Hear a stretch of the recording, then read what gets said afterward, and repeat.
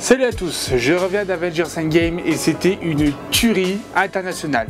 C'était le plus beau jour de ma vie, j'exagère même pas. Et j'ai décidé de vous faire partager mon avis sur le film et bien sûr sans spoiler, car Thanos demande votre silence. Commençons par les points positifs. Déjà, les acteurs. Il n'y a pas une seule fausse note, mais bon, c'est le MCU.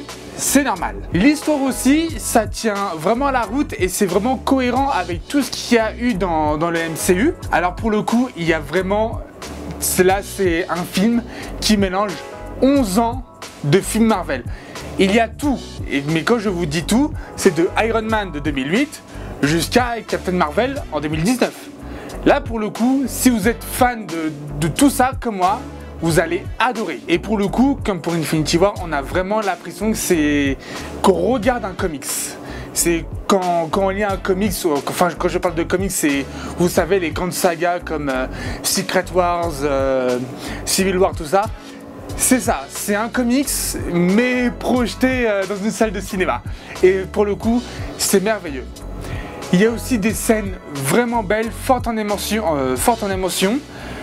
Là, pour le coup, j'ai fait tomber mes petites larmes, c'est logique après tout. Et enfin, ça ne se termine jamais. En fait, il n'y aura pas de spoil, rassurez-vous, mais là, même si Avengers c'est terminé, on sait que dans un avenir proche, il y aura encore Marvel Studios qui sera là, quoi. Et c'est merveilleux de voir un studio qui sort des films, bon, beaucoup par année, mais voilà, je suis tout simplement heureux que le fait que ça ne s'achève jamais. Maintenant, passons aux points mitigés. Déjà, dans les points mitigés, on a l'impression que c'est deux films en un.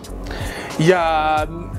Quand j'ai vu le début du film, je me dis « Oh là là, ça va être sombre et tout ». Ensuite, au bout d'un certain temps, je me dis « Ah tiens, c'est plus comique qu'Infinity War ». Et je me dis ça environ on va dire toutes les demi-heures. Et c'est un peu agaçant par moment le fait qu'on a le cul entre deux chaises, entre une comédie de super-héros et un film ultra sombre.